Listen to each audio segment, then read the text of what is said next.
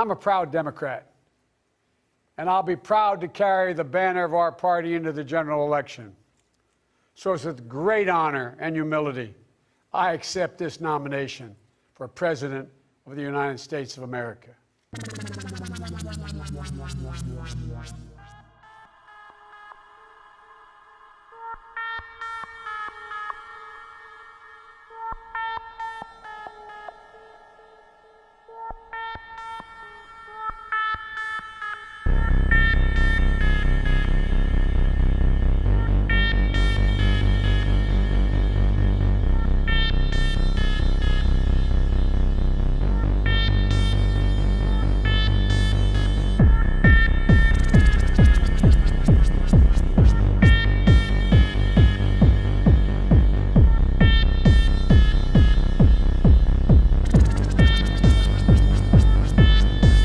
James Scott here, everyone.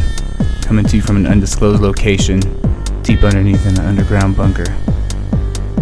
Just getting done watching this week-long event of the Democratic National Convention, and guys, I gotta tell you, they're right.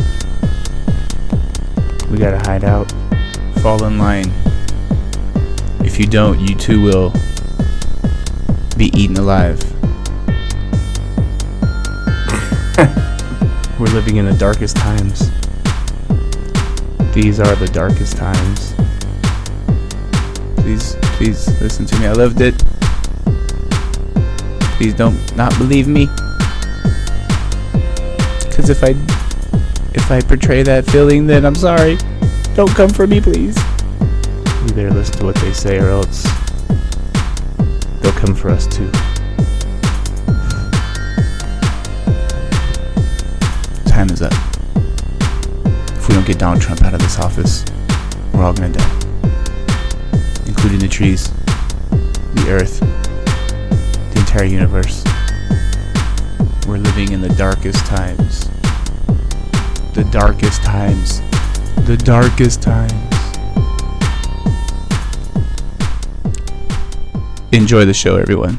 This future that we all want, that we're all trying to build, really is about the destruction of colonization, white supremacy, and capitalism. So for more, we're going to go to someone now called Jay Mai. You should know that Jay Mai's preferred pronouns are they, them. According to their biography at Wake Forest University, Jay Mai is, quote, a black Vietnamese transgender, non-binary, gender transcendent mermaid queen king currently living out their ever-evolving truths in Winston-Salem, end quote. Got it? Okay, now listen to Jay Mai.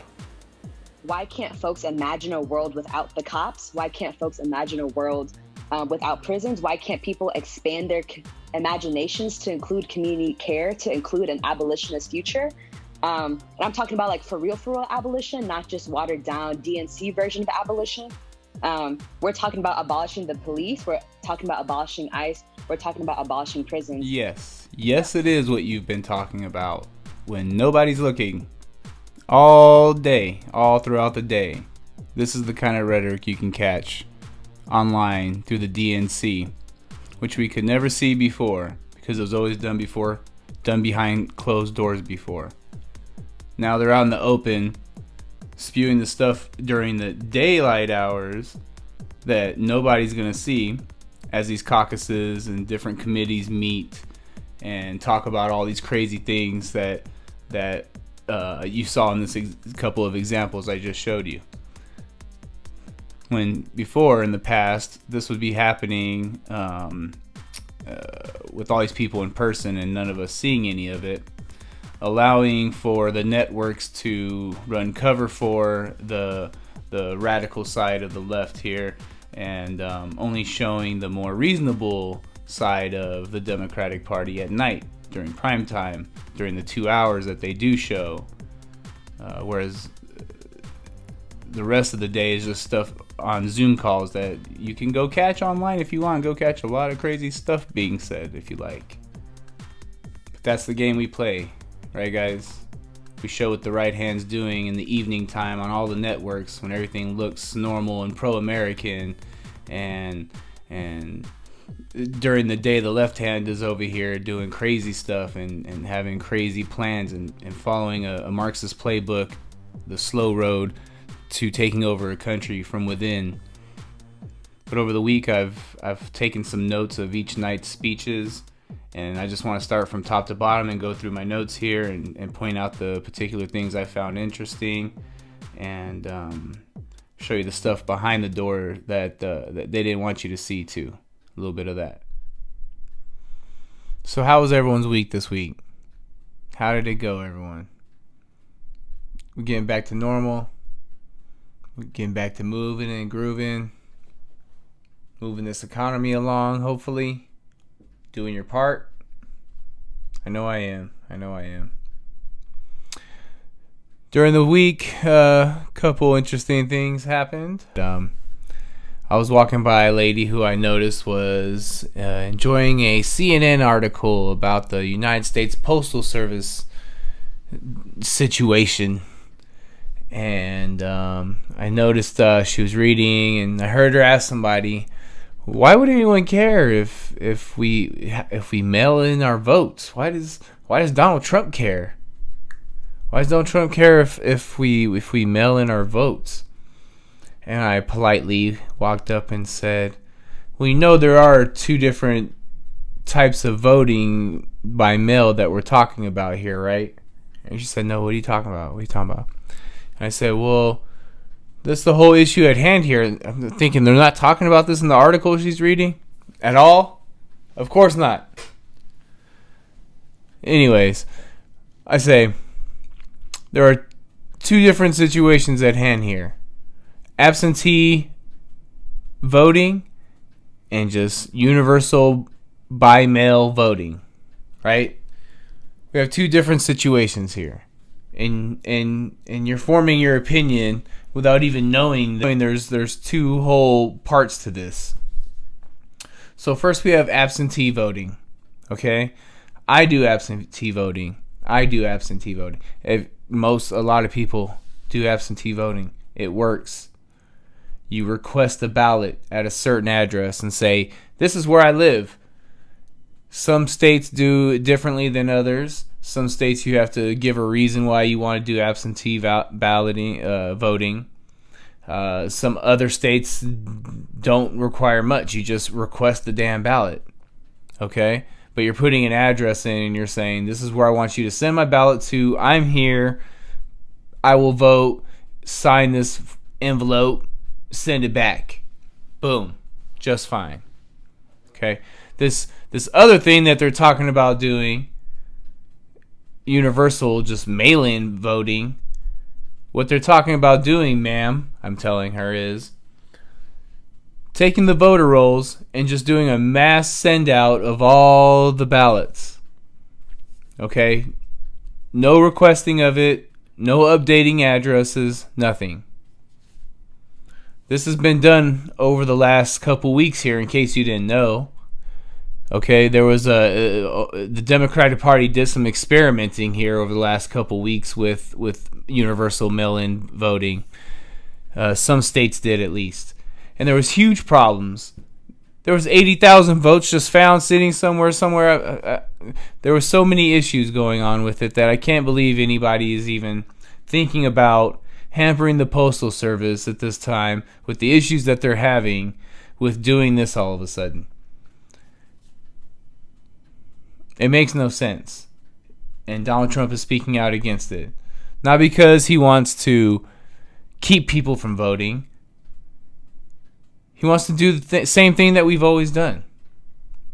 Okay? Think about the implications of just sending out ballots to everyone on the registration and just hoping it gets to the right person. Just hoping that person is the one filling out the ballot, sending it back in. And why at the last minute would you even think about throwing this into the circus, okay? We're all of a sudden just going to throw this idea out. We've never done this before. I know desperate times call for desperate measures, but man, come on. We know what's going on here. We can all see what you're trying to do here. No, it's not about Donald Trump is over here trying to steal an election. It's about you guys trying to steal an election. Constantly saying other side is doing what they're doing on a constant basis. It's nuts. It's freaking nuts.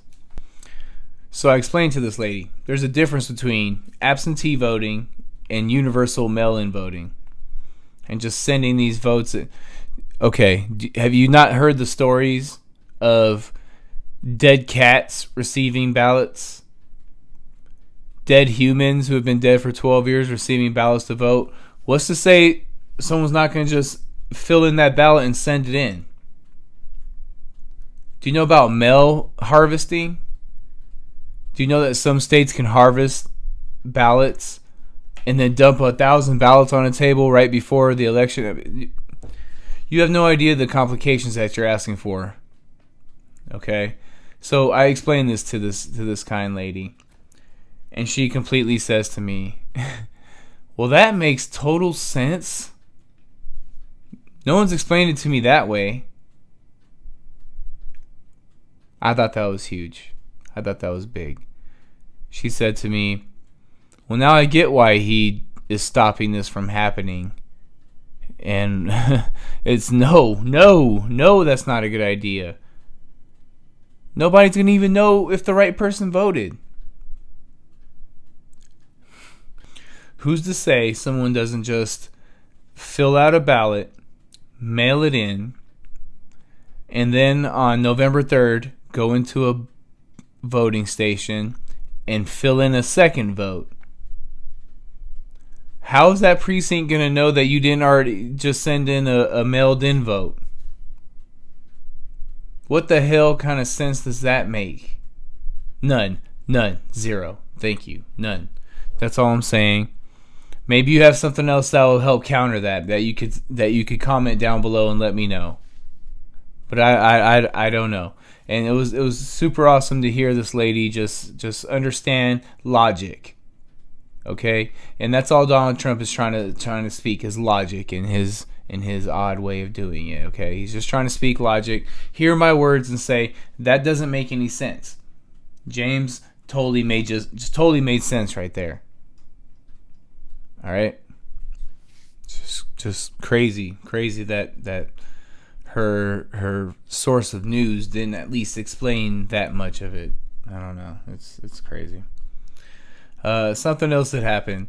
I saw another lady with a computer screen up, let's just say, and it had her name written across it.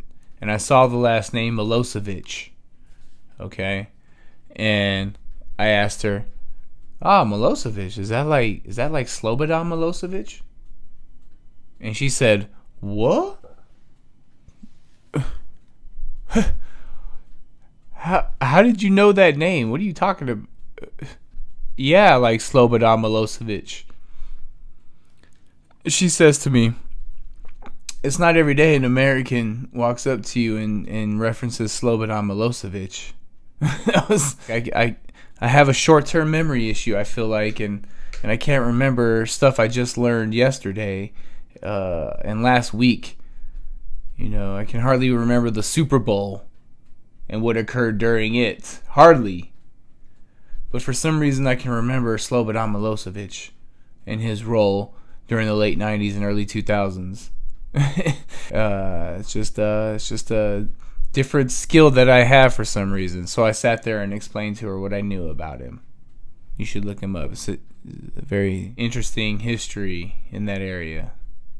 Anyways, look it up. Alright, so enough with my story for the week.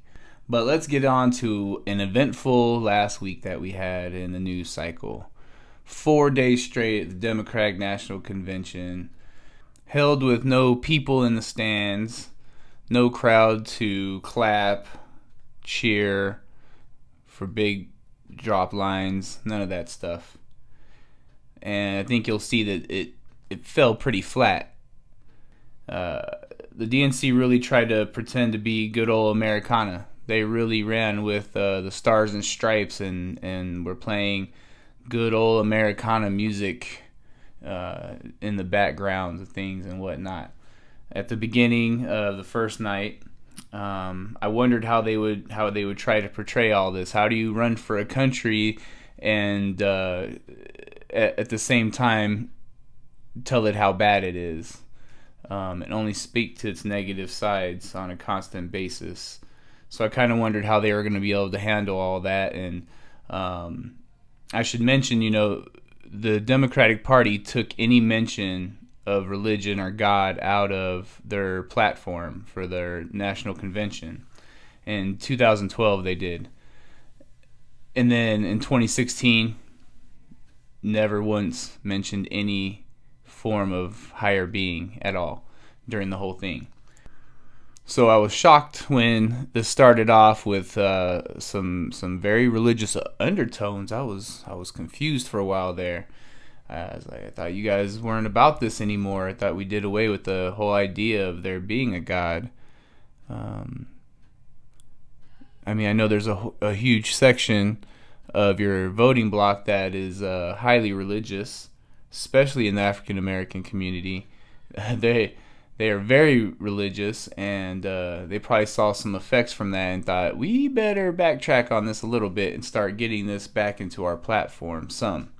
And you saw that. I saw pastors speaking. I think most people on the left were probably getting sick to their stomachs by all this stuff, I imagine, by the way most feel. But in any case, they did that. So that was pretty fake. But whatever. They got to do what they got to do. So they started off this first night with a very divisive speech by Mayor Bowser of Washington, D.C., who, as you know, has been having some conflicts with the White House. She kept on mentioning the peaceful, safe protesting that was going on, and just wanted to hammer home the idea of Donald Trump dispersing the crowds with tear gas and rubber bullets and even black helicopters. She mentioned, I don't know what they did, but she made sure she threw out the black helicopter idea. I guess they sent out the dogs or something too, because the way she was acting, it was way over dramatic. But the part that pissed me off the most about that was just the night before, watching all this coverage every single night of the riots were going on and the protesting and whatnot. And I remember that night particularly being concerned because I was thinking to myself, it was getting really crazy in DC that night. And the videos were just coming out. It looked like pure chaos. And I thought to myself, with that many people, what if they just start rushing the White House? What are they going to do to stop all of that? And it seemed like it was coming. They were just getting closer and closer, and I was like, this is getting bad. This is the end. This is this night, it's going to be the end of civilization as we know it. I was kind of feeling like in my mind, because if you were watching that particular night, if you saw the huge massive crowd that had gathered around the White House that night, and you think to yourself, how do you stop that horde from busting through the gates and doing whatever it is they want to do? Could be pretty bad stuff. And the very next day, oh, by the way, that's the night they attempted to burn this very historical church down across the street from the White House that you all know about now and probably had no idea about before. Very, very historical church. Many presidents went to church in this church, and there's a long history with it we won't go through, but it's very important to our history. And they attempted to burn that thing down, and I thought it was gone. I was seeing the flames inside the building in that one video, which was in the basement of it, and I thought that whole church was going to be burnt down because of this. And we woke up the next morning. The masses had been dispersed overnight. Didn't rush the White House like I thought was coming, thank God. Because it would have been tragic if that had happened. So I'm thankful that didn't happen. But the next day, Donald Trump goes, to that church across the street, has to be able to get there, so has to disperse the crowds around it. And she spoke of this moment just like they've been doing for weeks, so it was no surprise. But man, the way she was so descriptive in the deadly less than measures that he was taking just to go take a photo op across the street at this church holding up a Bible. It was more than that, man. It was for people like me that saw that. It was more about feeling like this country was about to fall into deep chaos that night before. He went over there and sustained peace and sustained control. Sustained peace by way of control, which is a thing you might have to do. You have to understand. And he did this, and it was a good thing.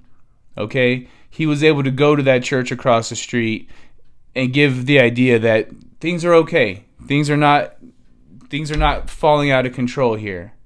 Okay? He's trying to... No, I do not believe Donald Trump is a godly man. Okay? Don't think I'm being fooled, please. And yes, holding up the Bible in that awkward way was very abnormal. But whatevs. You gotta do what you gotta do. And he did it right. He had to do that, okay? So for her to go off in that manner, it was ridiculous.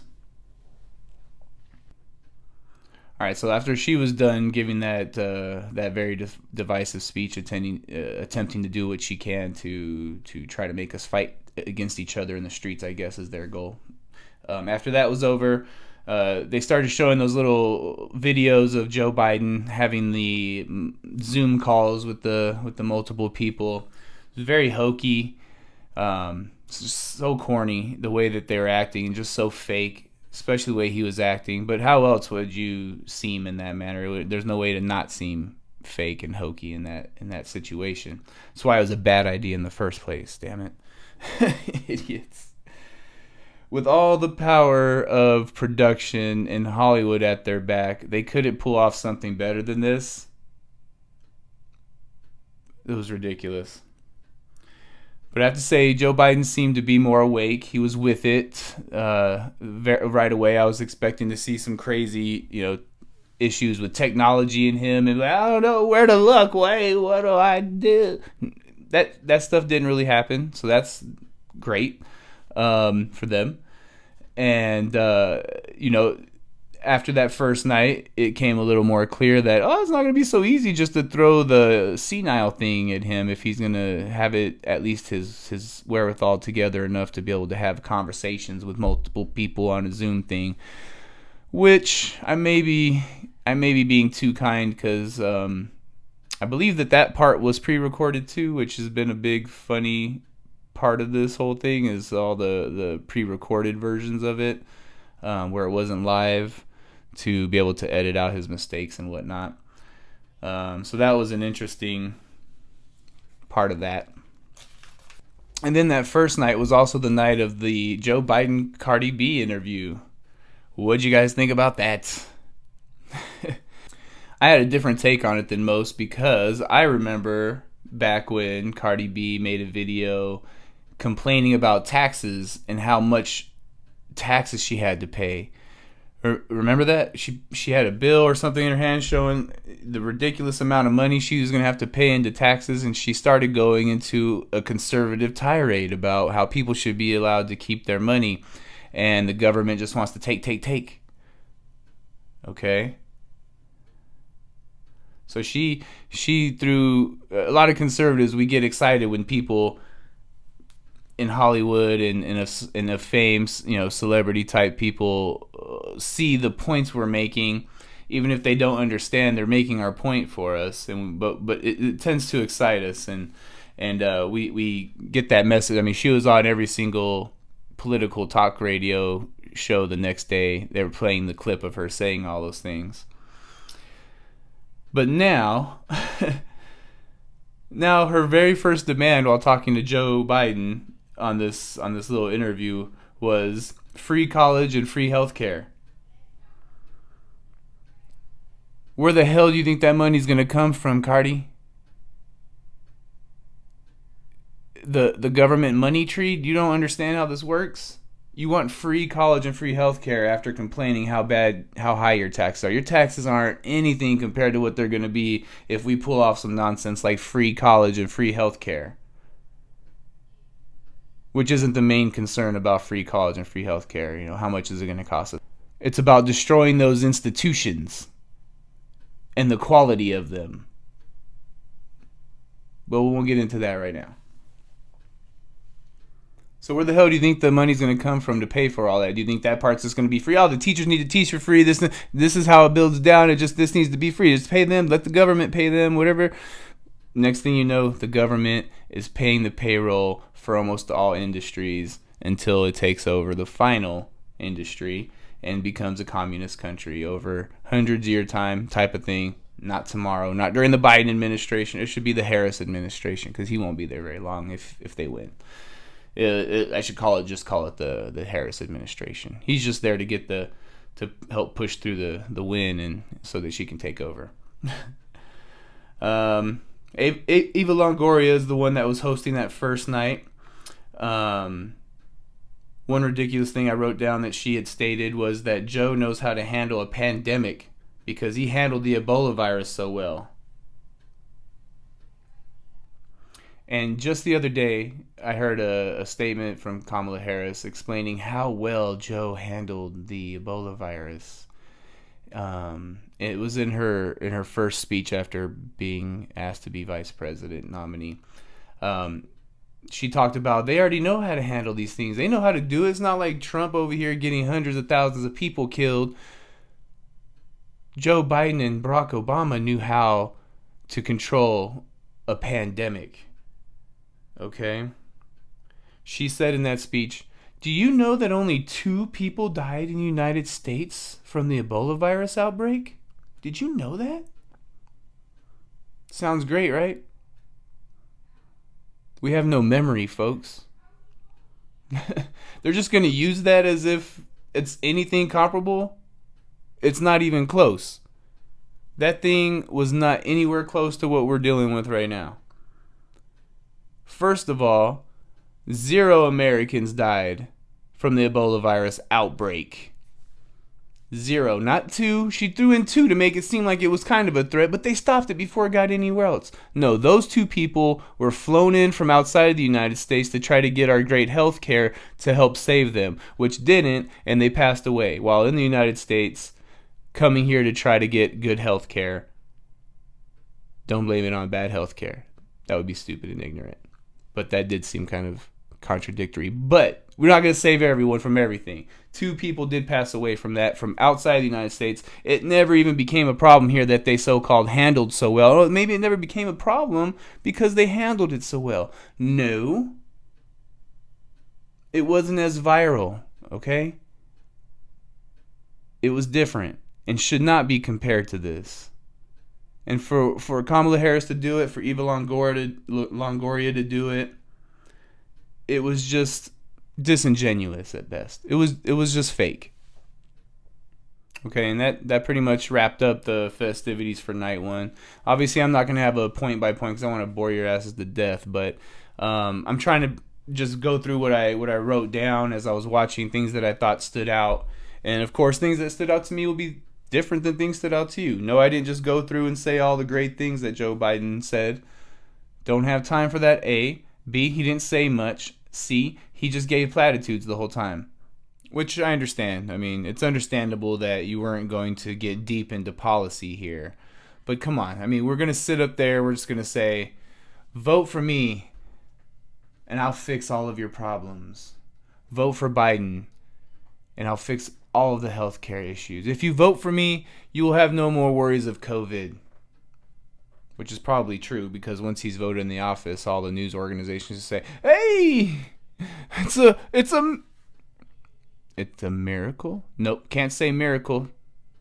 Joe Biden said we can't say there's no miracle coming. Anyway, that's for later on during his acceptance speech. I'll get to that.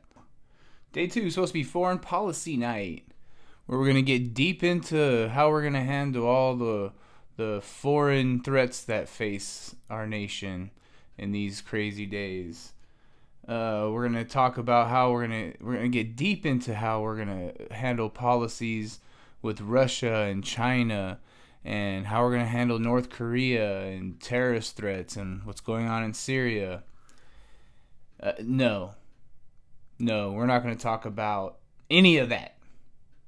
None of it on Foreign Policy Night. What we are gonna talk about is very divisive policy disagreements with the current president.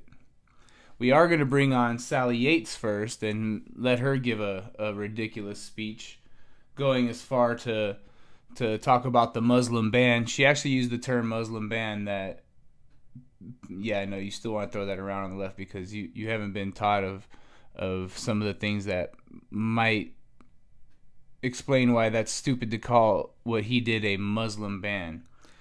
In one statement, I mean, I'll just make that a ridiculous thing, and they're still using it today. If it's a Muslim ban, why didn't we ban all Muslims? If it's a Muslim ban, why were tons of Muslim countries still allowed to travel to the United States? It's an old, stupid argument that she had to rehash to bring up the only thing they have on foreign policy arguments. Okay, if it's a Muslim ban, did he ban travel to the United States from all Muslim countries? No. Did he ban all Muslims from coming? Even no. Yes, he banned travel from multiple Islamic countries. Okay, and they were aimed at particular countries where those religions are thriving, where that religion is thriving. But to say he had a Muslim ban is just a divisive way to put a talking point out there to help people remember. Here's a bumper sticker. Boom, remember it. Muslim ban. Boom. He's racist against Muslims. He put a Muslim ban. No, you look a little deeper. Obviously wasn't. There's a lot more to the story than just that. She also said used the exact words, said he is trying to sabotage the Postal Service in order to keep you from voting. You know how radical that is? I know some of you feel this way because if you heard the other story, I don't have time to just keep on busting down every single one of these things, man. Okay, he's not trying to sabotage the Postal Service. What kind of... They have to keep on every single day, keep something in the news cycle, just keep on going, till they break us down to where we almost give up and just say, hell, I'd rather him not be president anymore, just so I don't have to put up with this every single day, the news making up something to go at him about that have to defend him on every single day. And I know I don't mean a lot of those other things that are indefensible, but you know what I mean. All these tons of things that have a defense for him constantly just being hammered in every single day. And then when they're disproven, maybe they'll get mentioned in the back of the newspaper somewhere saying, hey, we made a mistake on this one thing. They might throw it in before a commercial one time. Hey, we made a mistake, but we won't talk about it very much. Okay, we'll just move on. Act like that didn't happen. Next, I asked myself, did Chuck Schumer just show off by having a helicopter take off from his helipad right next to his house? After bragging about having the view of the Statue of Liberty right from his home? I swear to God, it was nighttime. They were showing him giving a pre-recorded speech. And you can see the statue. It's from his home. It's beautiful. It's beautiful. You can see the Statue of Liberty right back there. And all you hear is a helicopter taking off. Like he was rushed right there just to do this speech real quick. Take off, come back, take off in the middle of his speech. Not like they were showing the helicopter. It was just somewhere off camera. As he sat there complaining about the 1% stuff. As he enjoys himself being one. If you don't know it, the Democratic Party's become the party of the elite and the wealthy now. I mean, it's completely flipped. All major corporations, CEOs, Wall Street, doctors, university presidents, staff, everyone in the universities, they are all liberal and part of the Democratic Party now. This whole thing of Republicans are the party of the wealthy, I mean, that went out the window. The left is the party of the elite now, and you could see it. I mean, it went from Chuck Schumer at his house to the Kennedys next. They're bringing back the old times now, I noticed. They're really trying to get back to showing the Democrats of the old days, and they had a couple of the Kennedys give a speech, and they showed tons of black and white pictures of John F. Kennedy, and really trying to capture those feelings so you remember the Democrat Party you call home, that you're never going to leave. Hashtag walk away. Hashtag walk away. Look it up. They also had Jimmy Carter on there. I made note. He couldn't even, they didn't put him on camera. They just played a bunch of words from him. You could tell he wasn't doing very good, which sucks, but they couldn't even put him on camera. But they really want to capture what's left of that old feeling of the Democratic Party, because all they had left after that is Bill Clinton, who came on to blame all of COVID-19 on Donald Trump. A previous president coming on to ridicule a current sitting president in this manner is just something that previous presidents did not do out of respect and tradition. He's just throwing accusations out there as if they're fact, like good old Slick Willie does. I noticed one thing. I said he and all the others keep saying affordable health care now, because this is the nighttime and they have to be plausible, a little bit more reasonable. They can't show their radicalism. So you'll see Bill Clinton, I noticed, and others kept saying affordable health care and affordable college education instead of free. After all day spewing nothing but this shit better be free or this world is burning down from the Democratic Party. Over and over and over and over again. But don't worry. They will bring back free in the end once Kamala takes over, within weeks of Joe Biden saying, I can't take it anymore. I'm too sick. Someone must step in for me. And then we'll reach for free healthcare and college education, in which neither will exist after a few years because they will be destroyed from within. All this stuff, when I was watching it with the Zoom calls and all these different screens and the different interviews, the different speeches they were letting different Congress members give and things of that nature, they all reminded me of the token politicians and all those like Hunger Games movies.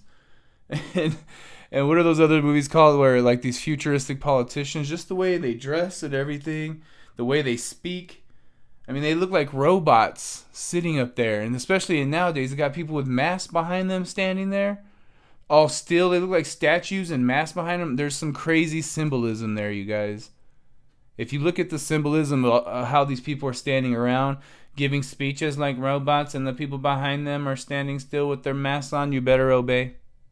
You better obey. Anyways, so that was one of the big speeches of the night, Bill Clinton. You also had Michelle Obama come on to give her big speech. She did something no previous first lady's ever done. Could you imagine Laura Bush in 2012 in Barack Obama's second run at a presidency? Laura Bush going on TV and saying the crazy things like... Michelle Obama could have said things in a way that wasn't disrespectful of the presidency.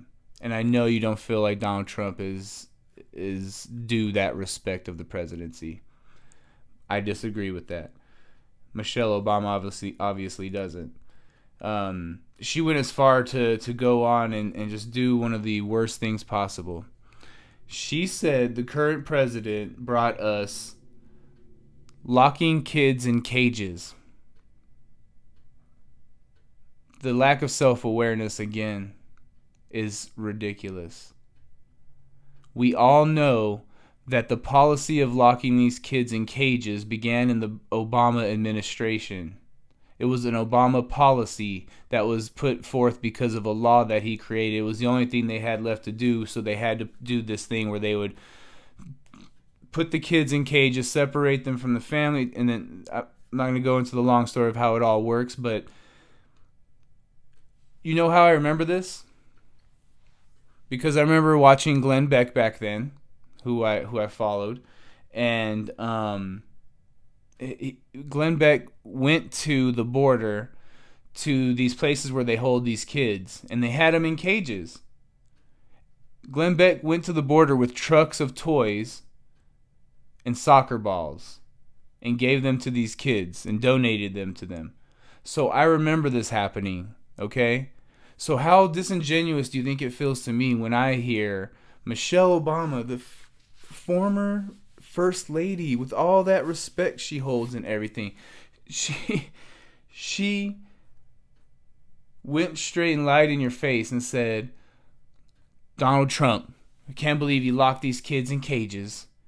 Dude, your husband was doing that first and started it. Well, it happened a lot more during the Trump years. That's not what you said. And you're misleading people. Sad.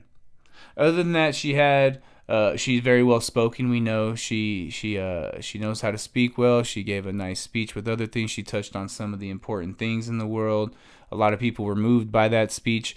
You know, as you watch it on its base, on its surface level, you know, it can be touching. But then when you go and you look at the words and you actually think about the things being said, you have to think, oh my gosh, she actually said that? And she said this and that about a president. Like, former first ladies don't do that. That's a known thing. Broke that tradition. Who cares? We have to rewrite traditions and rewrite our history, she said one time, right?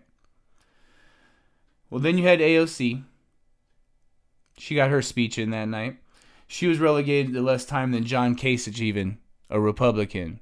She was given 60 seconds to speak. They want to hide that part of the party, guys, I'm telling you. She only got to do a roll call vote where she announced delegates to Bernie Sanders. Where she announced releasing her delegates to Bernie Sanders. That was an awkward moment. No one saw that? Okay, yeah, no one was watching. They're seriously trying to hide the radicals of the party and present a party that does not exist any longer.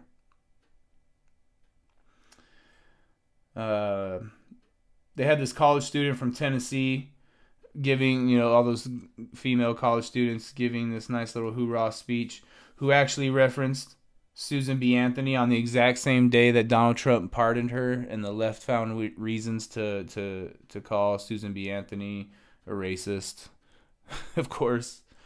But that was a little sickening after the left running around the New York Times condemning Donald Trump for pardoning Susan B. Anthony. Did you even know he did that? Did that news get to you? That was a pretty cool thing he did. And someone brought up Susan B. Anthony and women's suffrage on the day Trump pardoned her.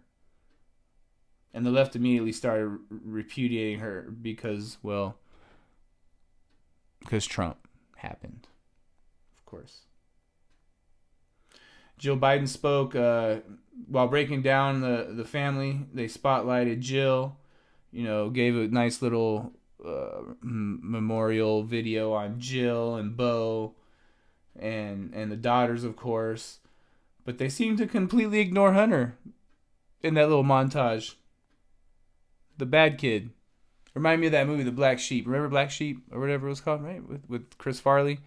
Like the bad brother and the good brother thing. Well, the good brother passed away tragically, and the bad one is left to sit there and bring disrespect to the Biden name. And they want to hide that as much as possible, as any politician would do. So they glossed right over him. The only time they showed him was him eulogizing his brother. So the only time they showed the one brother was when he was talking about the other brother.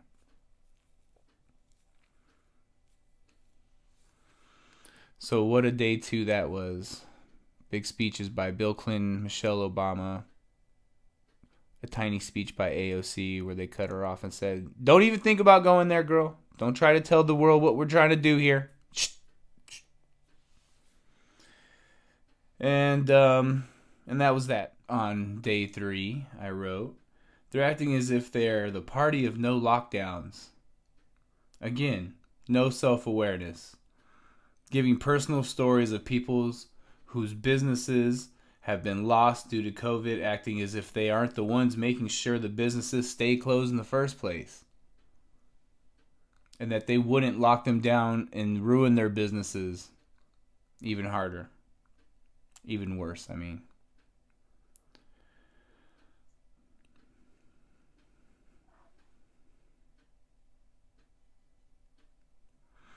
If you think about it, I kept seeing these interviews of these business owners who seem to be still in business because they're in their shops. They've been kept afloat. But they're doing interviews with these people who are saying how horrible the economy is now, and they're just speaking as if we don't even know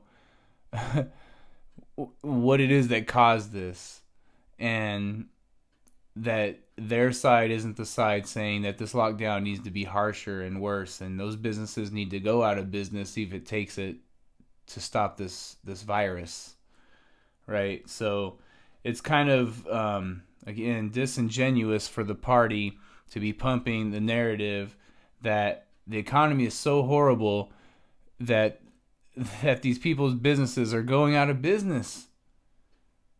And I wrote that, I see what they're doing here. They're pushing that these businesses stay closed, but be able to survive through government funding their businesses. For infinity, I guess. It's just gross, guys, what they're trying to do. They're trying to... It's like, okay, part of the slow takeover, the overall narrative I talk about, right? Where the Democrat Party is screaming for you to say, why are you so greedy and worried about your 401k and your greedy little business staying open? We have lives at stake here. Shut your business down. Let's stop letting people come in there. Okay, that's the overall narrative, what should have been happening over this time. What little bit has been done to be able to keep them shut down, the only way they've been able to stay afloat is through government subsidies, right? So they would like to continue these lockdowns and shutdowns, which would make the government then continue to have to fund their businesses to keep them open. How long do you think that can last for? And why are they doing it? To get them comfortable with the government funding these things. Over time. Again, it's not something that I'm trying to say is like happening overnight or anything. But the way it looked by these commercials, the way these interviews, the way they were running them, looked like Republican convention commercials. Talk about, I want my livelihood back. I want my business back. I want to be able to open and thrive again and share my product with this community again. It looked like a straight up Republican convention infomercial. All right, big speech of the third night was from Barack Obama, of course. Very smooth still, such a great speaker. Puts Donald Trump to shame when it comes to his word usage. Puts me to shame for sure. But man knows how to run a good speech. But to not let down the party, he did the same thing Michelle Obama did. It's too bad. Did something no other president ever does. You don't go to your party's convention and, first of all, speak negatively about the current sitting president. Second of all, you darn sure don't say the things that he said the way he said them. And I guess I get it, as we've said, Donald Trump has kind of changed the decorum of things with his lack of mannerisms and things like that. But what, they brought Barack Obama down to his level, I guess? Brought his whole family down to relegate themselves to talking smack? They're supposed to hold more respect than that and not speak down on the country, not speak down on the sitting president in a way. Not to say that you can't say certain negative things in a way. Like I don't want to say that you can't speak out. Most presidents really haven't. They kind of try to disappear out of the spotlight, as you saw George Bush do. Okay, that's what it seems that Republican presidents seem to do now. Bill Clinton, I guess, the same thing. So I guess it's only the Republican side that holds on to that old tradition, that conserves that old conservative tradition, I suppose. One thing I noticed about Barack Obama's speech that was super frustrating, and it always is, when you hear someone reference our country as a democracy. Okay, I'm hearing Barack Obama give this speech, and he said he said the United States being a democracy, blah blah blah. Our forefathers fought against the dangers of this being a democracy, and words have meaning to them. You can't just keep calling the United States of America a democracy, gosh dang it. I know it's a silly little detail, but man, it got out of hand. I wrote down here, oh man, that's twice on here. Never mind, as soon as I could write twice, there was 3 times that he called this a democracy in a different sentence. And then down further along, 4th, 5th, 9 times. In the most, it seems like he's doing it for a reason. Do you understand what the difference between a democracy and a constitutional republic is? That this is a constitutional republic we live in. Okay? This is a republic. It is not a democracy. And if you don't know the difference, I suggest you learn the difference of the two. And I suggest you get just as disgusted when you hear people reference us being a democracy, because people died over not letting this become a democracy. Learn it. I did appreciate one thing Barack Obama did. He acknowledged a huge right-wing talking point, which was kind of hilarious, about the Constitution and constitutional history. He mentioned it was good. He said the Constitution fell short of its promises in regards to all men being created equal. It's stated in there for a reason. And they put that in there, and you would say, but all men weren't created, but they didn't treat it that way. And that's right, they didn't. But they strove forward to reach that goal, and they couldn't get the southern states to go along with it at that point, but to create a nation and fight against the English, they had to continue with the ways of the old for the meantime, with the complete goals of ridding of slavery in the future. Okay, we don't want to get into a whole history lesson here, I know it, but I want to say the little bits that I do know that I can throw out there in a quick way. But this is something Republicans, constitutionalists always speak of. They say that the Constitution fell short of its promises, but the words were put there for a reason. And Barack Obama acknowledged that. I just appreciated that. That was good. I wrote down, dang, he really sunk as low as to say, they are trying to keep you from voting. I can't believe it. He even is going to sink low to say that the current president is trying to ruin the Postal Service to keep you from voting. Whoever believes that, and you make fun of conspiracy theorists, do you not understand the situation around that? Dang. Just as when he was president, I think he decided to fan the flames of racism and hatred and splitting the two sides against each other. This is a narrative that I've felt for a long time, that in places where he could have stepped in to help heal the wounds between the sides, he would take the side of helping fuel the flames. Okay, by making sure, like in the speech when he went into great detail of, just very descriptive of beatings and lynchings that occurred for the simple things they occurred over in the past. The minor infractions that occurred that caused these evil people to lynch and to beat people just because of the color of their skin. But to do that in this day and age, what we all need a reminder, is that what it is? You would say, well, he needs to speak on that because this is happening to our people right now. To speak on it is one thing. To try to fuel the flames is another to me. And he's so good in his word usage that I think that it's very very directed for a reason. They said they want to fundamentally change this country, you guys, and just because Barack Obama's not in office anymore doesn't mean that they're not thoroughly working on that still. I wrote that night on the third day that throughout the night of watching it looked like they were running a campaign for high school president, I said. Is what it reminded me of. Even with all their Hollywood connections, they still couldn't make it look right. You know, if Trump were smart, he wouldn't follow in their footsteps and make this mistake this week coming up, which I've heard that he's not going to.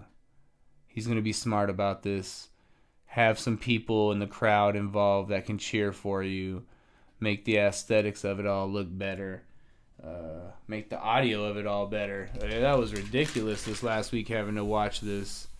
It was not very well put together, guys. It was such a waste of time. All they were doing was just patting themselves on the back the whole time. Just reading poems about themselves in very descriptive terms and way over dramatically explaining themselves with platitudes. There was nothing on policy. Just saying we need to fix the earth. We need women to have the ability to choose what they want to do with their body. Those kind of platitudes were thrown out. Yet still no mention of Portland, or what happened in Seattle, or what's happening in Portland and Chicago on a nightly basis now, where people look like they're playing armored knight war games against each other. I don't know if you've seen this video from the last couple days, guys, but what the hell are these nerds out there doing? I can't even... This better not escalate and get bigger and bigger. I don't know if you see this, but it is literally armies of side on side in the middle of Portland fighting each other and spraying tear gas at each other's faces, pepper spray, whatever. Crazy weapons that they're trying to create. And they have shields and little slogans and flags. I think they've watched too much Game of Thrones, to be honest with you. It's too much Game of Thrones nonsense going on there, guys. Alright, so day 3 is also the night that Kamala Harris gave her speech. During her speech, I couldn't help but notice the hot mic issue they were having. You could definitely hear sounds of people doing things in the background as she was trying to speak, and it sounded like someone's microphone was on very close to their mouth as they were eating a sandwich or something with like a lot of mayonnaise on it. It was disgusting to have to listen to, especially with headphones on. It's just in your ears and you hear this little... So during her whole speech, I was kind of distracted by this nasty sound going on. That was that was ridiculous. I mean, they're lucky to have the good speakers that they have, the great speech givers that they have in that party, or else this would have looked really bad. But they were able to cover a lot of it up with flowing speeches into the heavens and things of that nature. Republicans would be in trouble in this situation. I don't want to see Lindsey Graham sitting up there doing a Zoom call with a bunch of people. Well, folks, I tell you, you all look great tonight. I don't want to see that. With our personalities in our party, that wouldn't look so great. Unless Dan Crenshaw was running the whole thing. You know, the dude with the patch on his eye. Looks like a crazy James Bond character, right? If he was running it, maybe they could pull it off, but that's about the only way they're going to do it. That pretty much wrapped it up, you know. Kamala's speech. I didn't write much about Kamala's speech out here, to be honest. I don't have anything else about what she said. So, man, not much caught my attention on it, but You should catch it so that we have a fair, even view on how this went yourselves, right? Don't let me mislead you into thinking anything. I thought there were some interesting things after it was over, though. I wrote down some of the post-speech breakdowns from the third night. I wrote Wolf Blitzer on CNN, good old Wolfie Poo. He starts off by saying how amazing this night all was, how historic, just amazing it was.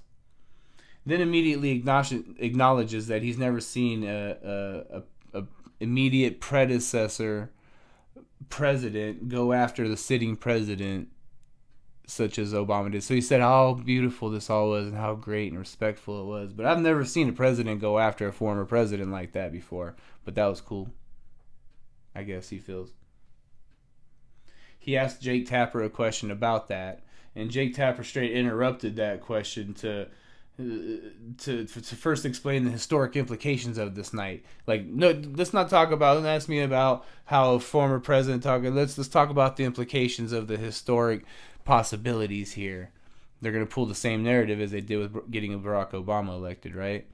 They told themselves, look, we have the chance of a lifetime. Let's make it all about Kamala Harris and the historic. Let's break that ceiling. We're going to break that ceiling with all those cracks in it that Hillary Clinton left behind, that they just couldn't completely destroy and break through.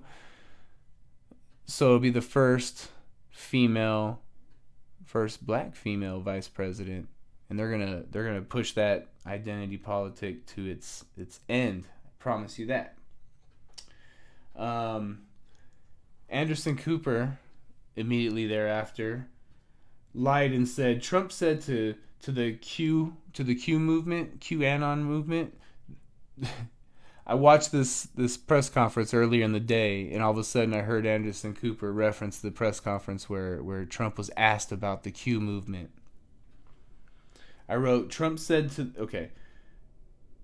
Anderson Cooper lied and said that Trump said about the QAnon movement that they were great today. Okay, he said Anderson Cooper said that the president today, on that day, said that QAnon movement's great, and that they that they were a great organization, great people. That word didn't come out of his mouth when they asked him about the Q movement. How do you feel about this Q movement who supports you? He said, I don't know about them. What about them? She said, well, they support you and say that you are dismantling this evil cabal of powerful pedophiles around the world, and they really think that you are secretly dismantling all these evil organizations. And he was like, well, that sounds good. Is there a problem with that if I was doing that? I mean, I don't know anything about it, but I think that sounds like a good thing, don't you? And the reporter's like, yeah, I think so. Oh, that was crazy that Anderson Cooper took that and flipped it on to say that he thinks that the Q movement is good, which I've heard the left is now saying, the Q movement, that's much more dangerous than Antifa. That movement shows a present danger more so than Antifa does. What?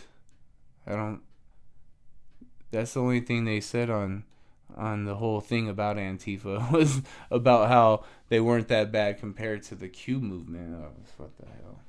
That's about all that was said in regards to that. We're not going to talk about what's happening in Portland at all. I mean,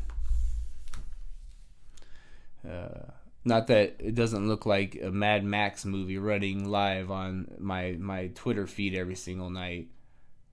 Look at these videos that we're watching here. I mean, look at that. It's crazy. I mean, it's definitely obvious here that the Democrats, with what I'm watching here, it's official that they are going with the scorched earth policy. Straight up. Do you know what the scorched earth policy means? I think this phrase began in the first Desert Storm, where Saddam Hussein knew he was going to get pushed back out of Kuwait, and the United States was, defending Kuwait from his onslaught, and we pushed him back into Iraq, and he knew he was getting beat back. So on the way out, as he retreated, he decided to burn everything on the way out, and he lit all the oil rigs, platforms in the oil stations, oil pumping things in the middle of the deserts, hundreds of them, just lit them on fire and burned off their oil, just so that when we took over that land back over to give it to Kuwait, they wouldn't be able to use it for oil until, fixing all that and years of nonsense from it. So scorched earth policy, the scorched earth theory. That's what I believe the Democrats are doing here. They just don't care anymore. If you can't have this, then nobody will.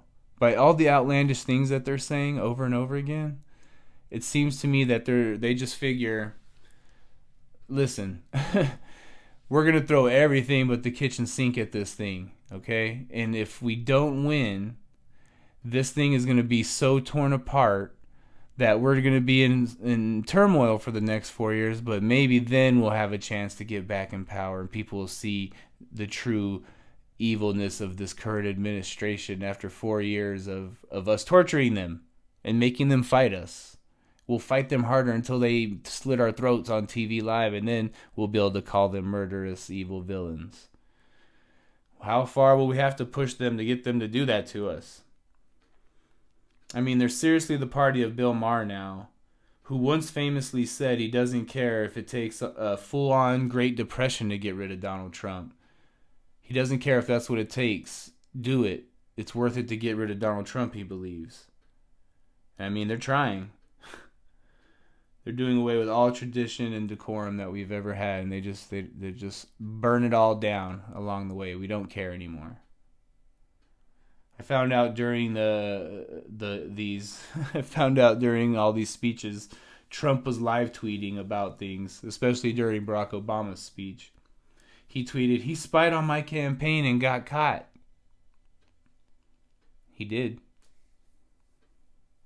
Barack Obama and Joe Biden illegally spied on Donald Trump's campaign and got caught. And it's all about to come out really soon. So don't be surprised when you start. I mean, I already know all the ins and outs of it. You want to hear it? No, you don't want to hear about that right now. It's not so hard to go find. Go watch a Sean Hannity episode. That's all he freaking talks about. But he'll explain that situation to you really well, at least. He won't tell you anything else that's going on in the world, but he damn sure will make you understand what they did to the Trump administration, which was a lot. It was bad what they did. It was worse than Watergate. You know how big of a story Watergate is. Everyone's brought that. Man, that is nothing compared to what went on in the Trump election. And you're going to find out. This Durham report's going to come out, and whoo, some heads are going to roll, but not the people at the top. This will not reach any kind of... Barack Obama's not going to be sitting in a jail cell anytime soon. Okay? Although the rest of us would. But that whole thing the left cries about how, nobody's above the law. I bet you they think Barack Obama is. His involvement in all this is known. I know I can break down this timeline for you now. It's been so reported over and over again. I wrote down, I have a question for you. Is it in the interest of the Democratic Party for the economy to come back quickly? Is it in the interest of the Democratic Party for the economy to recover and for things to get back and for this thing to get booming before the election comes? Is it in their best interest? No.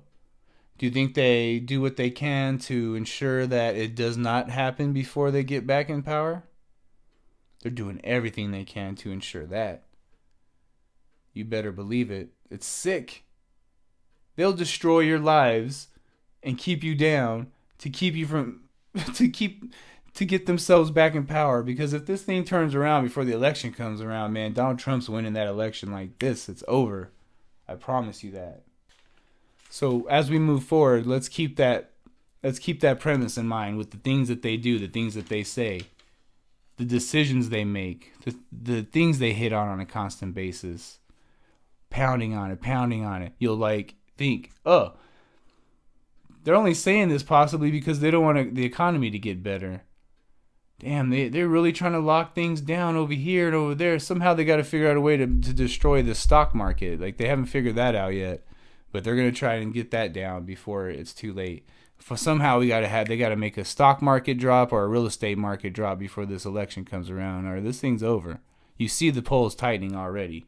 It's getting close, and it's about damn over.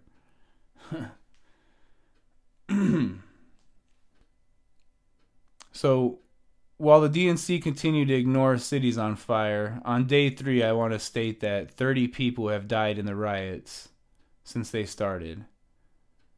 30 people lost their lives since all this rioting stuff started, directly due to the rioting, not because of COVID or heart attacks in the back of the hospital. I'm talking about 30 innocent people have died since all this rioting started. I mean, the New York Post is even writing, if they continue to ignore it, Trump will ride the anti-them, whatever the antithesis of the Democratic Party is. Pro-police, I guess? I don't know. That seems simple. I don't want you to paint pictures on me, but understand what I'm saying here. The New York Post is even writing, and the New York Times and all them. I've been seeing stories where they're saying if the Democratic Party continues to ignore all this stuff happening, which they are continuing to ignore, it's done. They've ignored it. Okay, Trump will ride this out all the way back into the presidency.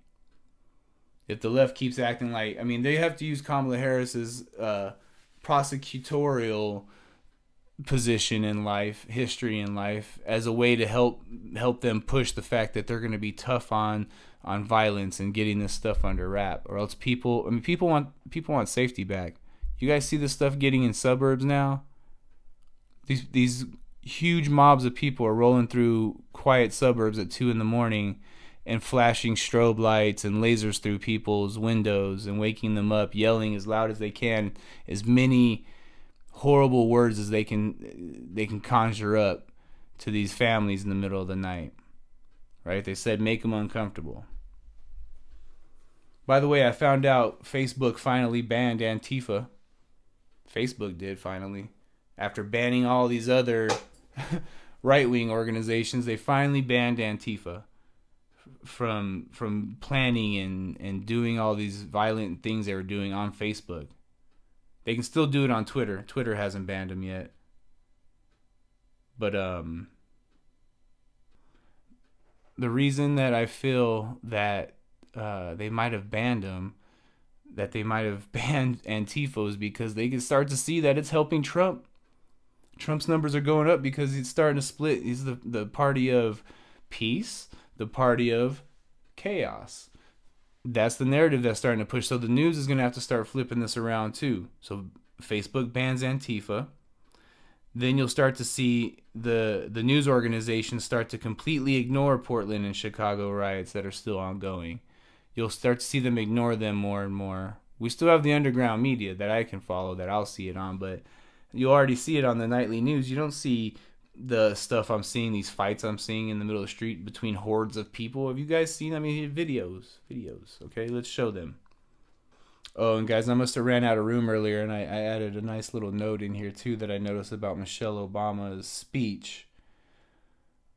DNC has Michelle Obama claiming she was oppressed, I said. So, sitting from her new $11 million mansion, she's talking about how oppressed she was and how oppressed she's been. And I know her story and the level of oppression there. If she's been oppressed, I don't know. My life has been, dang, I've been held down.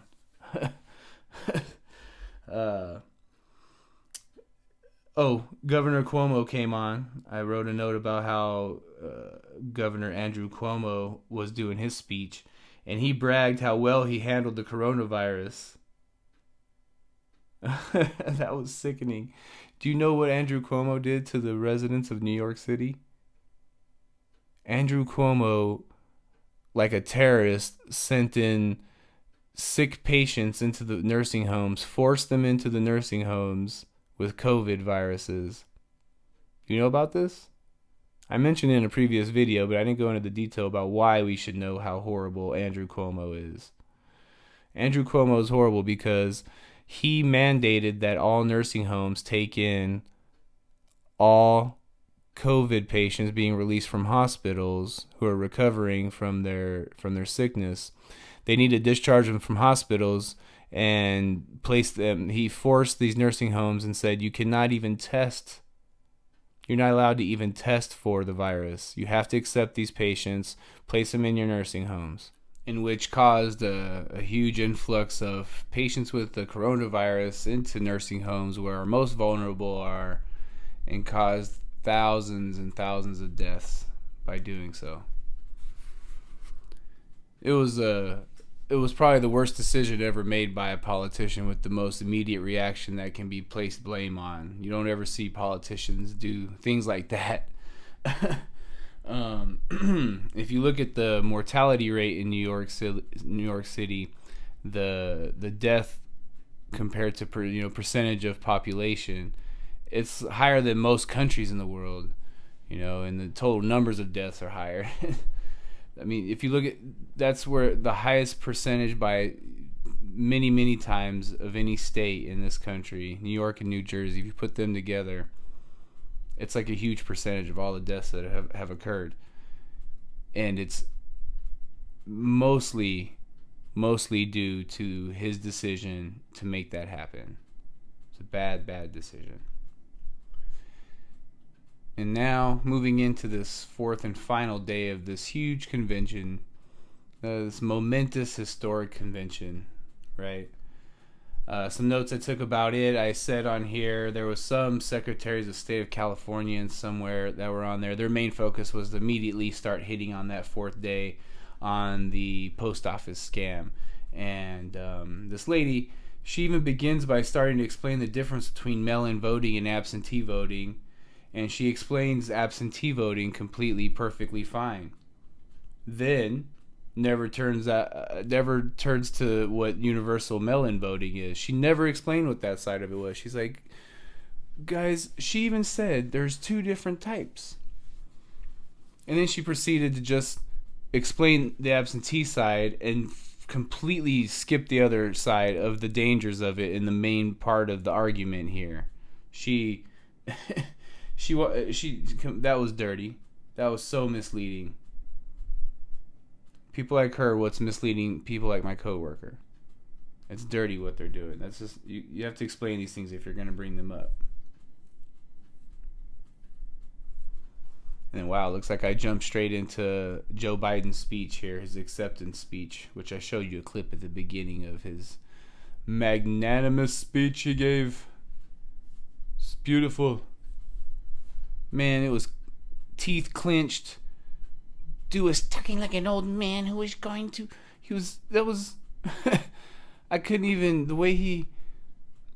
Remember when he was explaining the guys with the white supremacist type people with the torches marching? Like, the way he explained that situation, that was a bit... Come on, man. That was... he creeping out of the trees in the darkness. It didn't really look like 1925 with a bunch of guys in khakis. I don't know.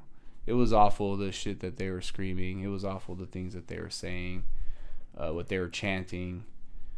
And I'm not trying to stick up for them, that part. All I was just trying to talk about is Joe Biden. The way he explained it was just so over the top, like he does everything else.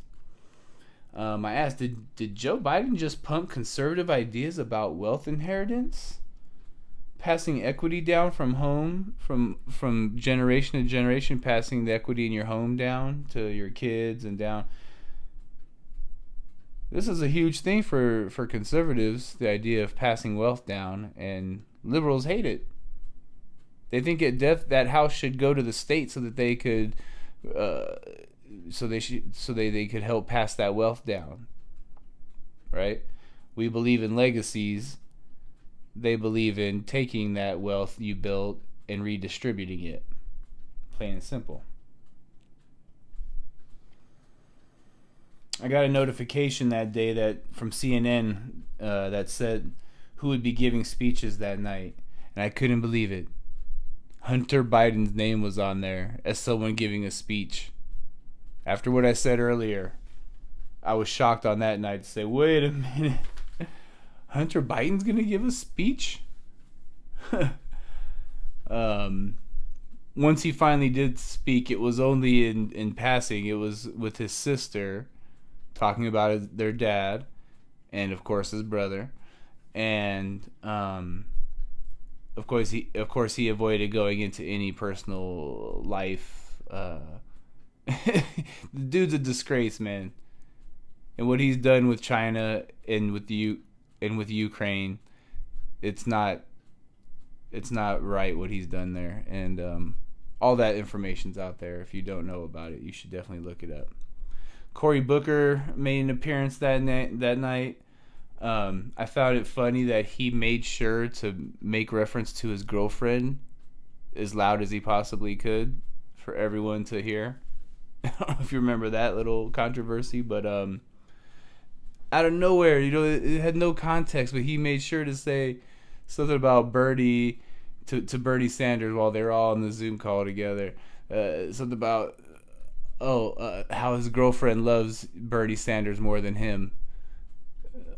I bet she does, because she probably don't exist. So, dang, here's Hunter Biden.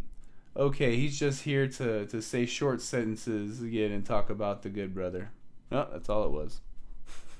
I wrote a little side note about Andrew Cuomo, what he just pulled off, what he just helped to pull off. Okay, so the kid. Okay, let's talk about this little thing. The kid with the stutter. Okay. So they had this little kid on that had a stuttering issue, and you can't laugh at this kind of thing, because man, it almost broke my heart watching it. It did make me tear up a bit. Hear this kid struggling with something, imagining if that was your son, right? Well, I noticed the kid said 4 months ago or so, Joe Biden found me and started working with me on how to help fix my stutter 4 months ago. Big coincidence. Campaign. We need to go find a kid who had this problem that I had when I was little. Okay? And we'll show it'll be a photo opportunity of me. Oh, awful photo opportunities. They all do it. Just like Donald Trump with the Bible in his hand at a church. Same idea. Get pictures of him working through the stutter with this kid, and maybe he really did take it on. Maybe he really did and help call this kid and do things of that nature. But I just saw what Andrew Cuomo pulled this night in his speech. He said, well, he started showcasing the fact that, how Biden helped this kid and helped him through this tough thing, because, Biden himself had this stuttering issue that still affects him to this day. What? I didn't know that. I don't know. Oh, I see what you're trying to do here. I see what we're going to do. We're gonna put blame on the stuttering for all of the issues, all the cognitive issues Joe Biden's been having. So Cuomo seriously tried to roll this thing in like this. Let me see what I wrote here. I see what they did here. Cuomo just pulled off the narrative for them. The poor stuttering kid. I knew he was going to go there. He knew he's blaming Joe's lack of mental acuity. He knew blaming Joe's mental issues on this stutter would gain empathy by using the kid. Okay? So it feels like he overcame that problem years and years ago. Always talks about how he overcame it. That's not been an issue. His issue right now has nothing to do with stuttering like I'm doing right now. This is a stuttering issue, okay? His issue has been with just being old and his dentures being loose in his mouth, and the way he speaks, and you can kind of hear it just moving kind of weird. And we can tell that you have some cognitive issues going on, okay? It's just age, man. I don't want to make fun of it. I mean, I had an older dad. I'm not trying to make fun of this situation. I saw my own dad go through that stuff, so I'm not trying to make fun. Just, I think that that's something they'll pass on as a narrative to try to help squeeze this thing through. Like, guys, don't make fun of him. You gotta have empathy for the poor guy. I mean, he has a stuttering issue. No, forgetting what state he's in, giving a speech is not a stuttering issue. All right. One of the hilarious things I noticed, the CNN anchor that night after Joe's speech on CNN, she immediately started talking about the glowing night of his acceptance speech and how spot on his speech was and how hard hitting. And don't you even try to talk about how lacking it was in policy, because I counted 20 policy stances, specific ones, right there in his speech that he laid out for us. Everyone on the panel thought to themselves, what the hell was she talking about? Thought it was cool, but I didn't hear any policy stances. So the next time they had someone on that even went there and said, well, it was kind of light on the policy thing, she would jump in immediately and say, guys, I said I have 20 of them written down right here that he laid out. Okay. Saying child hunger is bad, saying homelessness is bad, saying that COVID is bad. Those are not policy stances, okay? It's saying your stance on a situation, I guess. That's not exactly what she was meaning, and she was really wanting to hit home on that. It's muy ridiculoso. That's all I can say about that. Last thing I'll say about Joe Biden's acceptance speech that night. I said in my notes here that Joe said the very first day he comes into office, he will immediately mandate all people wear a mask nationally. Can you believe that? Can you imagine trying to put a national mandate? It's not a law, just an executive order that everyone shall wear a mask immediately. You can't do that in America. He said that over and over again. I will make sure everyone wears a mask by mandating it. Just by writing it, and it shall be. He knows that's not going to work.